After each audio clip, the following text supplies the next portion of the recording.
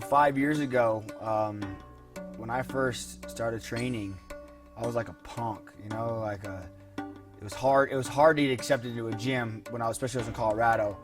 I'd go and train with Dwayne Logue. He'd just beat the shit out of me until I come back, training up with Trevor and Elliot Marshall. But I just wasn't really welcome around their camps. Sure, I could come in on sparring day.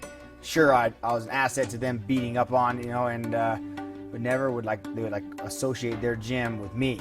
So,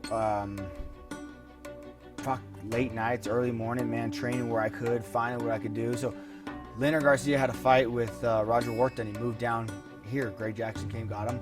Leonard's like, yo, man, will you come down here? So I literally, swear to God, got in a car, came down here with my grandma. When I got here, I was only supposed to be here for 7 days. Leonard's like, yo, man, can you just stay? I'm living upstairs in the dorms. Greg said, I'd like you to be my 55er. And this is when he had Melvin, Roger Huerta, Clay Guida, Diego Sanchez. I was like, me? It meant a lot to me, and I was like, yeah. And I never went home.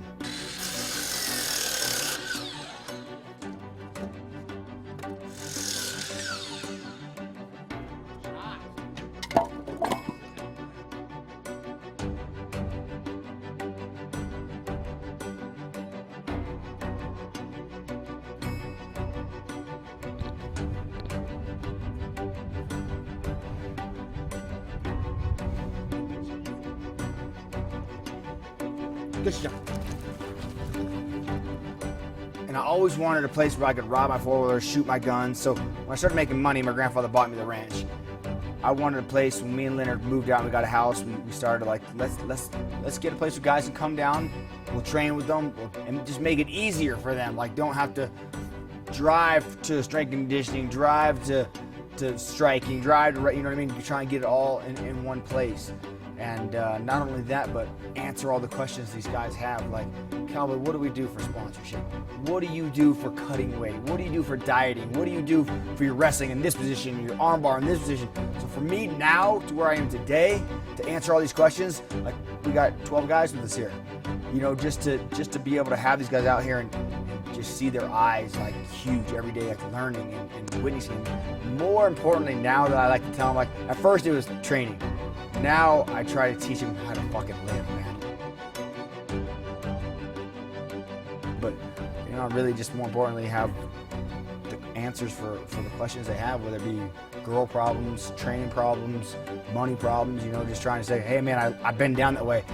And me being a degenerate that I am, I took the fucking hard path. Every option you can go. So to have that answer is good. So that's what the gym means to me now,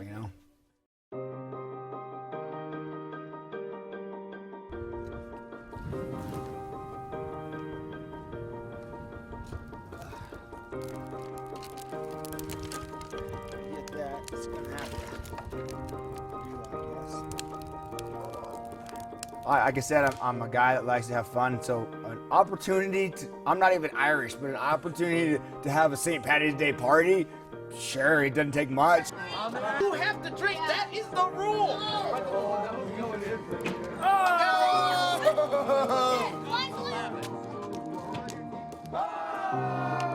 Again, brings me back to the ranch today, teaching those guys how to have fun, how to let loose, and just sometimes you're training and your morale is down, you need something to uplift and bring us back to we're just a bunch of crazy guys, so drinking, playing cornhole and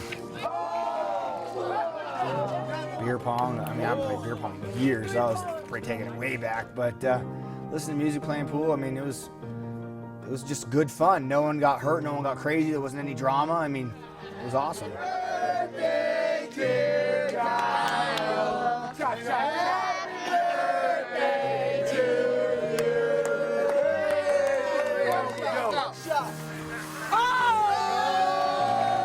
Number one, before I know these guys are coming, I get a list. Okay, boom, boom, coming on this day. Got to organize driving. Got to go to the store and buy all brand new bed sheets for everybody. Get the propane filled.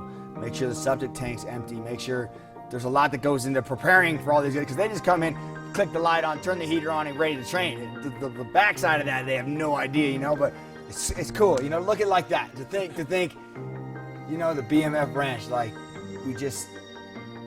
we're raising talent to go out there and, you know, to tackle their dreams, man. It's crazy just to see these guys. I've seen so many. I mean, over the years, 6 years we've been doing it. I've seen guys come in that let's just take Paul Felder. When we first started the ranch, I think he was one of the first like groups of guys that came through here.